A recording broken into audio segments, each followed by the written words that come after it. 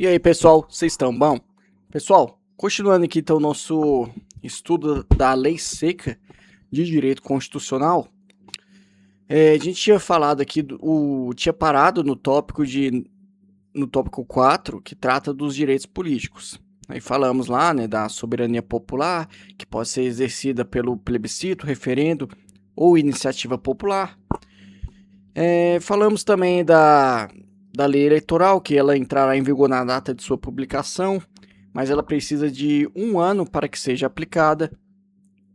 É vedada a cassação de direitos políticos, cuja perda ou suspensão só se dará nos casos de cancelamento de naturalização por sentença transitada em julgado, incapacidade civil absoluta, condenação criminal transitada em julgado, e enquanto durarem seus efeitos, recusa de cumprir obrigação a todas impostas ou prestação alternativa e por atos de improbidade administrativa.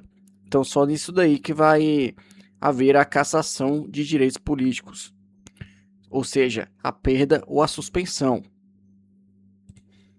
E já que a gente está falando de casos de perda e suspensão, vamos aqui, resumidamente, apesar que seja aqui um estudo de lei seca, vamos relembrar um pouquinho do que a gente leu, né? Não apenas ler, mas entender. Olha só, casos de suspensão, que quer dizer que é uma cassação temporária, digamos assim, dos direitos políticos.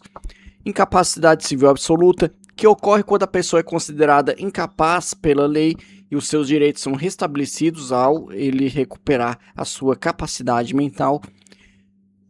Outra hipótese, condenação criminal transitada em julgado.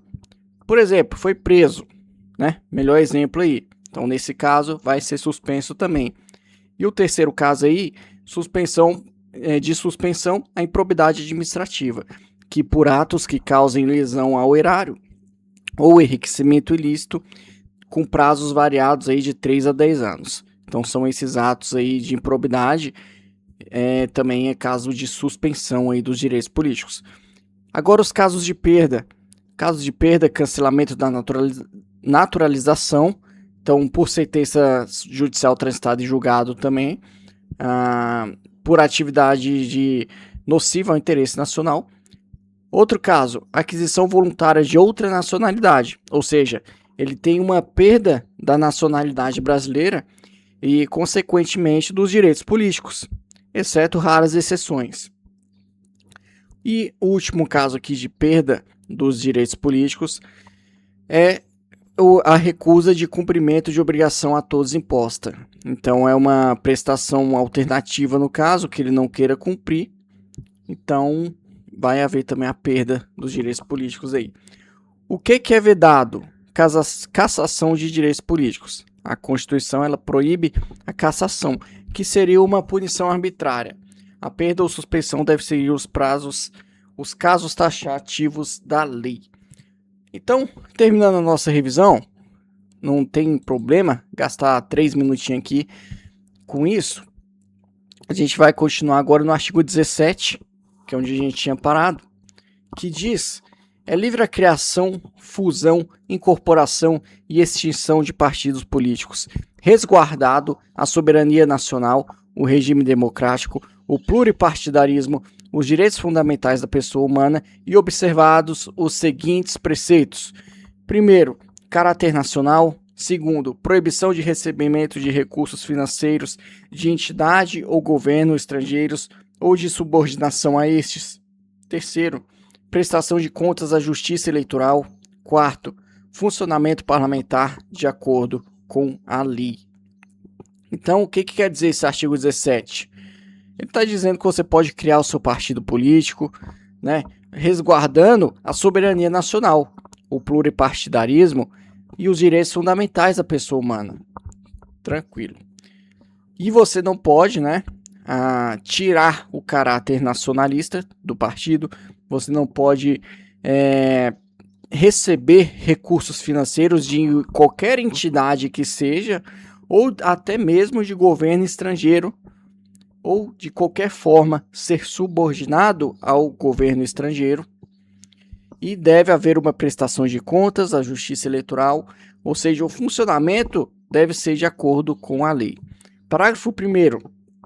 É assegurar aos partidos políticos autonomia para definir sua estrutura interna e estabelecer regras sobre escolha, formação e duração de seus órgãos permanentes e provisórios, e sobre sua organização e funcionamento, e para adotar os critérios de escolha e o regime de suas coligações nas eleições majoritárias, vedada a sua celebração nas eleições proporcionais, sem obrigatoriedade de vinculação entre as candidaturas em âmbito nacional, estadual, distrital ou municipal, devendo seus estatutos estabelecer normas de disciplina e fidelidade partidária.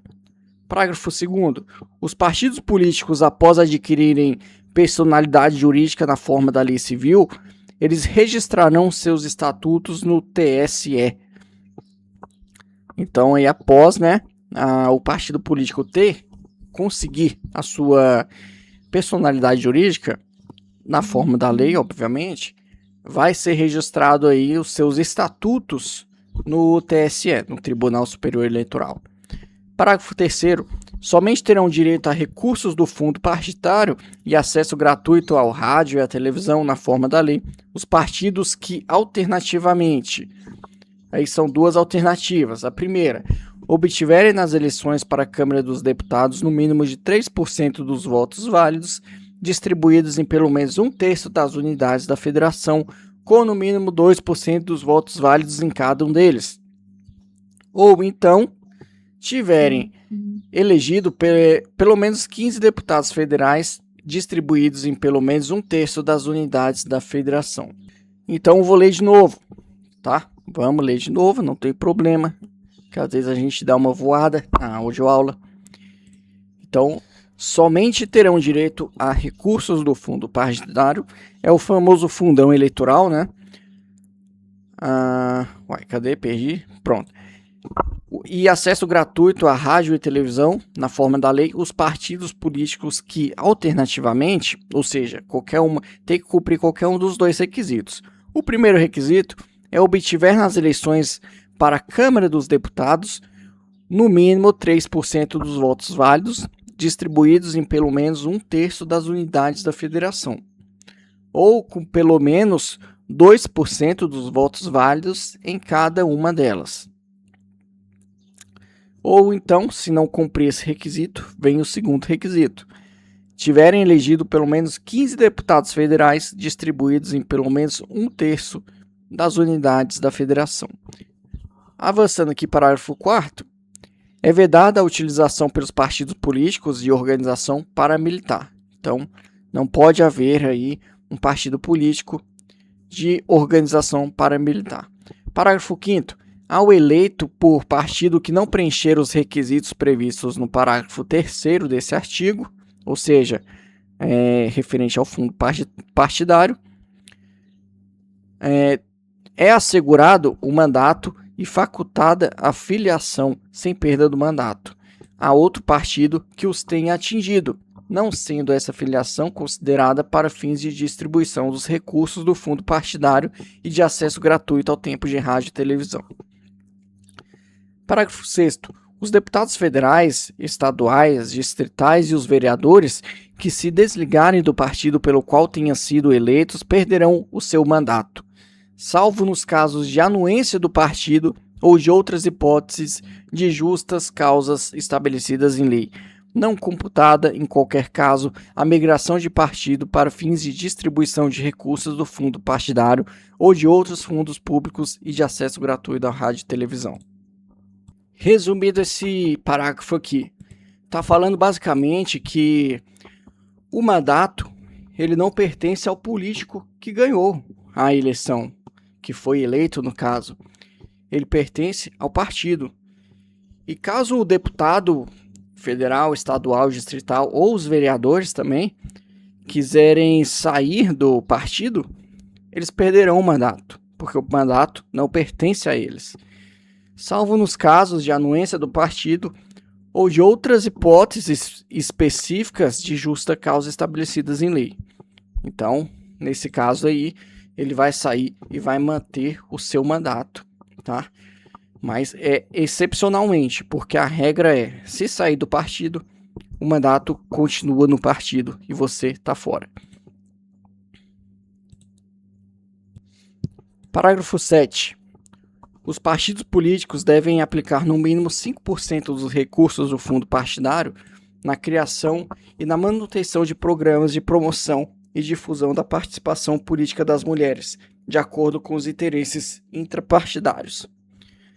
Oitavo, o montante do Fundo Especial de Financiamento de Campanha e da parcela do fundo partidário destinada a campanhas eleitorais, bem como o tempo de propaganda gratuita no rádio e na televisão a ser distribuído pelos partidos e as respectivas candidatas, deverão ser de no mínimo 30%, proporcional ao número de candidatas, e a distribuição deverá ser realizada conforme critérios definidos pelos respectivos órgãos de direção e pelas normas estatutárias, consideradas a autonomia e o interesse partidário. Nono, dos recursos oriundos do Fundo Especial de Financiamento de Campanha e do Fundo Partidário destinados às campanhas eleitorais, os partidos políticos devem, obrigatoriamente, aplicar 30% em candidaturas de pessoas pretas e pardas, nas circunscrições que melhor atendam aos interesses e às estratégias partidárias. Avançando aqui, a gente vai entrar no título 3, que trata da organização do Estado. Então vamos lá, capítulo 1 da Organização Político-Administrativa, artigo 18. A organização político-administrativa da República Federativa do Brasil compreende a União, os Estados, o DF e os municípios, todos autônomos nos termos desta Constituição. Parágrafo 1º, Brasília é a capital federal. Então, cai em prova isso daqui. É besta, mas cai em prova. Perguntando se Brasília é a capital. Você responde que sim. Se perguntar que o DF, o Distrito Federal, é a capital, tá errado. A capital é Brasília. Parágrafo 2º. Os territórios federais integram a União e sua criação, transformação em Estado ou reintegração ao Estado de origem são reguladas em lei complementar. Terceiro, os estados podem incorporar-se entre si, subdividir-se ou desmembrar-se para se anexarem a outros ou formarem novos estados ou territórios federais, mediante aprovação da população diretamente interessada através de plebiscito e do Congresso Nacional por lei complementar. Então, caso o estado ele queira se incorporar, se subdividir ou se desmembrar para anexar a outros estados, pode, porém, deve haver um plebiscito através da população interessada e também deve haver aí uma lei complementar no Congresso Nacional regulando tal.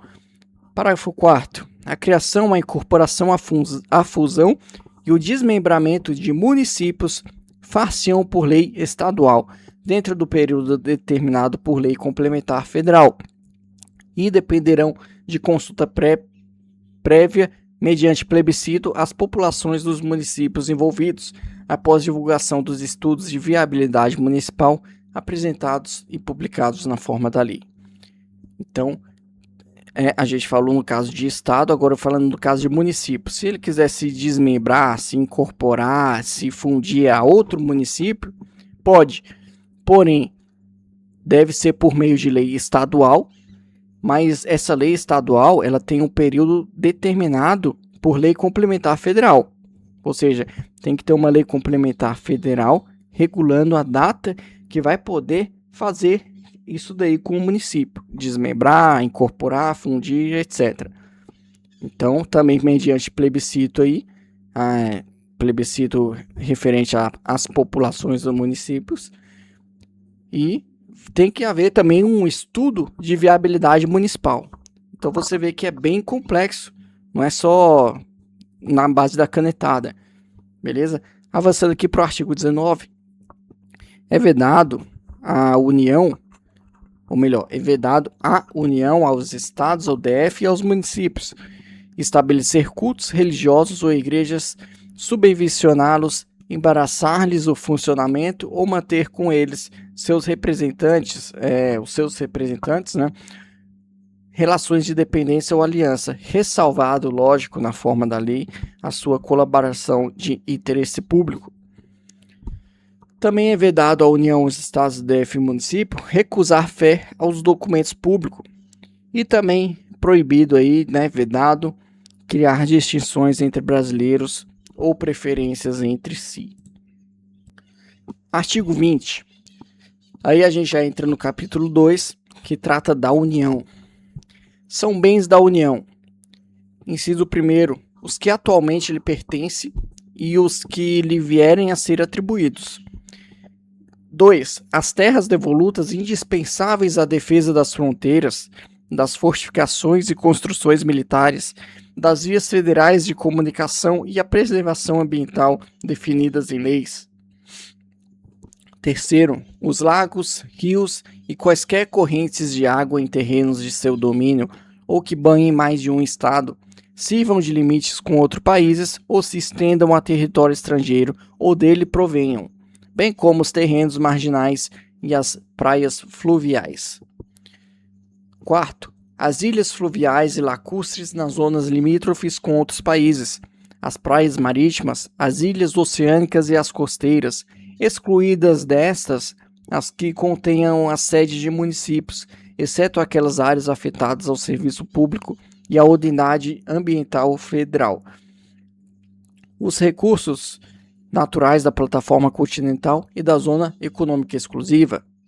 O mar territorial, os terrenos de marinha e seus acrescidos, os potenciais de energia elétrica e hidráulica, os recursos minerais, inclusive os do subsolo, as cavidades naturais subterrâneas e os sítios arqueológicos e pré-históricos, as terras tradicionalmente ocupadas pelos índios. Parágrafo 1º. É assegurada, nos termos da lei, à União, aos Estados, ao DF e aos municípios, a participação no resultado da exploração de petróleo ou gás natural, de recursos hídricos para fins de geração de energia elétrica e de outros recursos minerais no respectivo território, plataforma continental, mar territorial ou zona econômica exclusiva, ou compensação financeira por essa exploração. Parágrafo 2º. A faixa de até 150 km de largura ao longo das fronteiras terrestres, designadas como faixa de fronteira, é considerada fundamental para a defesa do território nacional, e sua ocupação e utilização serão reguladas em lei. Então aí, você tem uma faixa de até 150 km de largura ao longo das fronteiras, né? É designado como faixa de fronteira. E para você utilizar dela, aí vai ter que ser por meio, existe, né, lei regulando isso daí. Avançando aqui para o artigo 21, compete à União, primeiro, manter relações de Estado, ou melhor, manter relações com estados estrangeiros e participar de organizações internacionais. Segundo, declarar guerra e celebrar paz. Assegurar a defesa nacional, permitir nos casos previstos em lei complementar que forças estrangeiras transitem pelo território nacional ou neles permaneçam temporariamente. Decretar o estado de sítio, o estado de defesa e a intervenção federal. Autorizar e fiscalizar a produção e o comércio de material bélico. Emitir moeda. Administrar as reservas cambiais do país e fiscalizar as operações de natureza financeira, especialmente as de crédito, câmbio e capitalização, bem como as de seguro e previdência privada. Elaborar e executar planos nacionais e regionais de ordenação do território e desenvolvimento econômico e social. Manter o serviço postal e o correio aéreo nacional. Explorar diretamente ou mediante autorização, concessão ou permissão os serviços de telecomunicações nos termos da lei que disporá sobre a organização dos serviços, a criação de um órgão regulador e seus respectivos aspectos institucionais. Explorar diretamente ou mediante autorização, concessão ou permissão. Aí nesse caso aqui a gente vai falar os casos de que vai ser explorado mediante autorização, concessão ou permissão. Primeiro, letra A. Os serviços de radiodifusão sonora e de sons e imagens. Nesse caso aqui vai ser mediante autorização, concessão ou permissão. B. Também será por esses meios. Os serviços e instalações de energia elétrica e o aproveitamento energético dos cursos de água em articulação com os estados onde se situam os potenciais hidroenergéticos. C. a navegação aérea, aeroespacial e a infraestrutura aeroportuária. D. Os serviços de transporte ferroviário e aquaviário entre portos brasileiros e fronteiras nacionais, ou que transponham os limites do território. E. Os serviços de transporte rodoviário interestadual e internacional de passageiros. F. Os portos marítimos, fluviais e lacustres.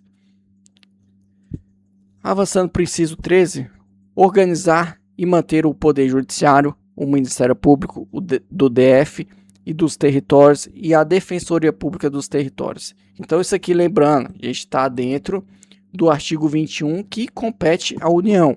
Então, né, manter aí o Poder Judiciário, o MPDF, né, e dos territórios também, a Defensoria Pública dos territórios também. 14, inciso 14. Organizar e manter a Polícia Civil, a Polícia Penal, a Militar e o Corpo de Bombeiros Militar do DF, bem como prestar assistência financeira ao DF para a execução de serviços públicos por meio de fundo próprio. Então isso daqui a gente sabe, né? Pelo menos se você não sabe, deveria saber, tá sabendo agora. A Polícia Civil, a Penal, a Militar e os Bombeiros do DF são mantidos aí pela União. 15. Organizar e manter os serviços oficiais de estatística, geografia, geologia e cartografia de âmbito nacional. 16. Exercer a classificação para efeito indicativo de diversões públicas e de programas de rádio e televisão. 17. Conceder anistia. 18. Planejar e promover a defesa permanente contra calamidades públicas, especialmente as secas e inundações.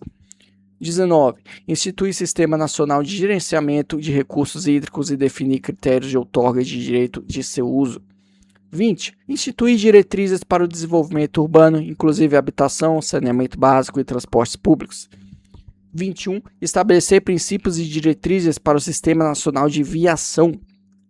22. Executar os serviços de polícia marítima, aeroportuária e de fronteiras. 23. Explorar os serviços. Deixa eu beber uma água aqui, que a voz está começando a travar.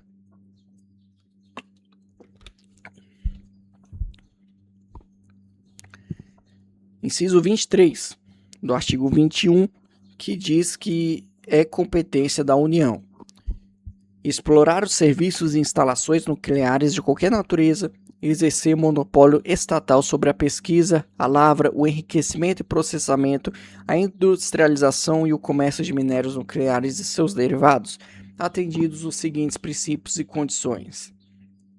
Primeiro, toda atividade nuclear em território nacional somente será admitida para fins pacíficos e mediante aprovação do Congresso Nacional. Segundo, sob regime de permissão, são autorizados a comercialização e a utilização de radioisótopos para pesquisa e uso agrícola e industrial. C.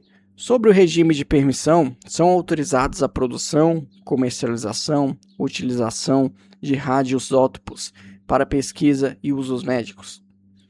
E D. A responsabilidade civil por danos nucleares independe da existência de culpa. Isso daqui pode ser questão de prova também, tá? Quando se fala em tecnologia nuclear, essas coisas, é tudo competência da União, tá? É isso que você deve saber. E a linha D aqui, do inciso 23, contida no artigo 21, que trata da competência da União, ela diz que a responsabilidade civil por danos nucleares, ela independe da existência de culpa, tá?